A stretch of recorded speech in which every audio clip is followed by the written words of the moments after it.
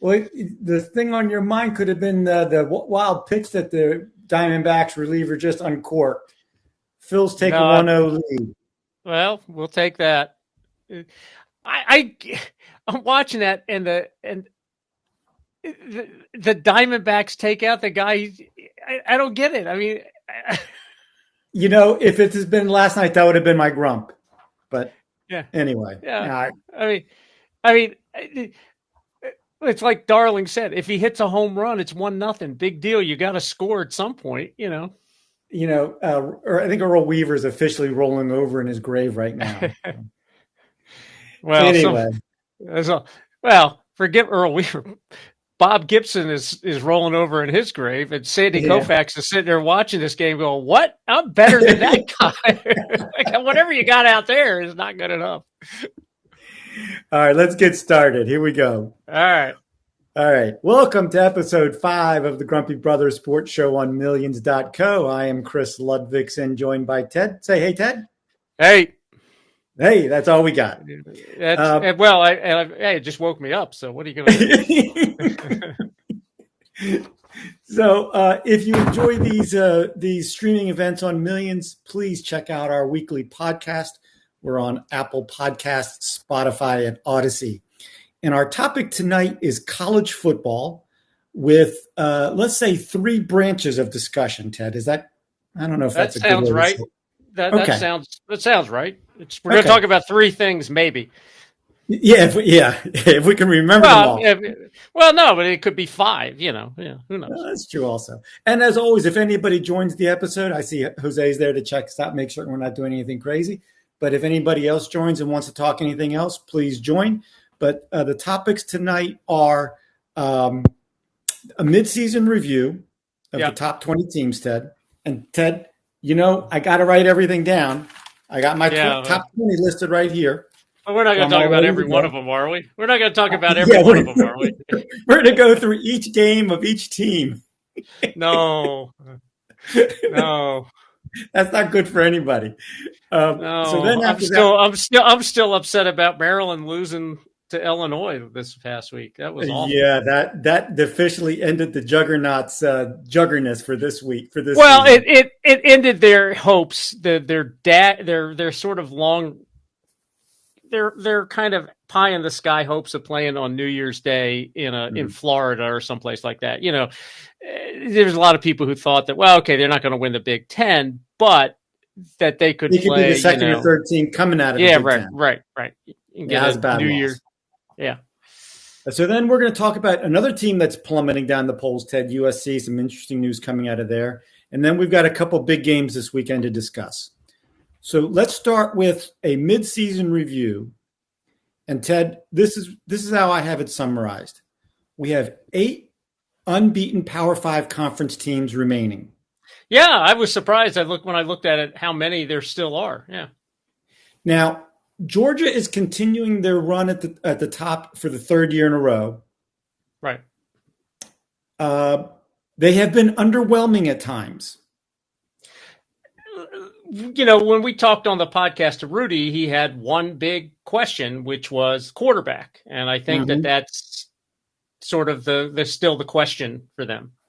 Now, but the other thing that I see, Ted, and they've lost a lot of guys to the NFL. You could field a team, an entire defense, just with their defense the last 2 drafts. But then you think about a guy like George Pickens, who's now proving to be an elite young wide receiver for the Steelers. At least when the Ravens try to cover it. But when I watched Georgia this year, Ted, the last couple of seasons, their athletes jumped off the screen at you like, hey, that's right. Right. These guys are just better than everybody else that you have. And I see a very good team. I don't see the we cannot be beaten team of the last 2 years. Yeah. I mean, they're kind of, look, the last couple of years, anybody who's seen a little bit of football, and they don't have to be an expert, could look at that and go, oh, that's different. Something different. Yeah, that's that other team's pretty good, but that's not this, And now they're playing a Sunday team on Saturday the last couple of years, particularly defensively. But now they're like Alabama the last couple of years. hasn't. I mean, they've been really good, but they haven't jumped at you. You know. Well, and when we were going to talk about Alabama later, because they have one of the big three games or big four games this weekend. They play Rudy's Volunteers this weekend in Tuscaloosa, and Ted, that's the thing that I notice when I watch Alabama play now. For the last 5 or 6 years, they had 3, 4 NFL quarterbacks. First of all, Yeah. And then they also had elite wide receivers. They had elite Yes. running backs. Yes. They had always one pass rusher. Right. I Right. watch them play and I see some good players, but again, I don't see anybody I don't see anybody when I watch them play and I go, oh wow, he's a top 10 pick in the NFL draft this Right. year. Right. That's right. Right. Not right now. Now, coming back to Georgia, Ted. So Georgia's off this week, and they, according to Dickie V, they have the cupcake of cupcakes schedules, right? Dickie V. Dickie V always like to use the word cupcake. Oh, I thought he was analyzing college. No. He's crossing over. No, but just the cupcake terminology. Who do they have this week? Who are they playing? They're off this week. They have a bye. I thought you said they had somebody coming up that was a cupcake. No. But here's what they have coming up after this week's bye week. They go to the Swamp to play Florida.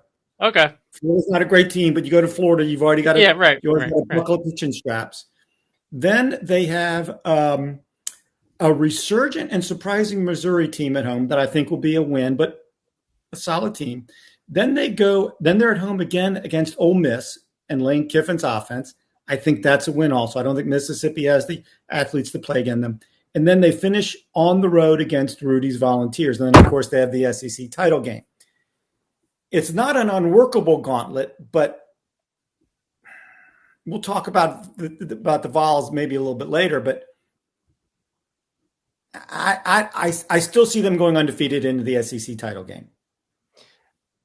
That would be my inclination, but I would not be shocked if they lost a game.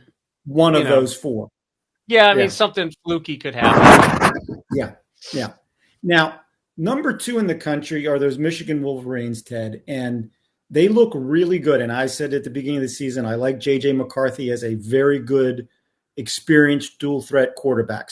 And then, of course, Blake Corum is a really good running back. And, of course, Jim Harbaugh is always going to be able to run the ball at you and play defense.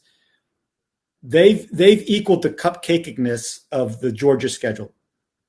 The only team that they've played of any consequence at all so far is Iowa, and they beat them at home.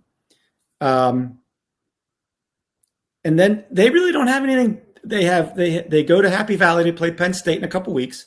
Then they come to Maryland to play the Juggernaut.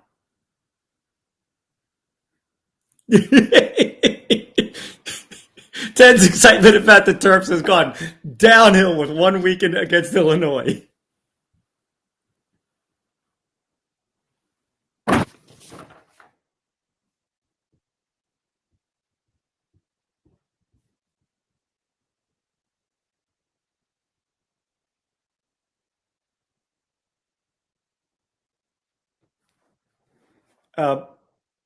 Ted, I cannot hear you. Can you hear me? Give me let me know if you can hear me. Okay. I'm having a hard time. I guess our signal's gone bad here a little bit, but let's just keep soldiering on here. Hopefully your sound will come back. Say something, Ted. Yeah. Are you hearing me?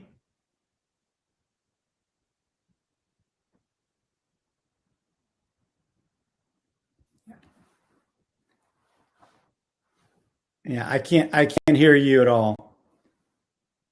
Hold on a second. Let me do something.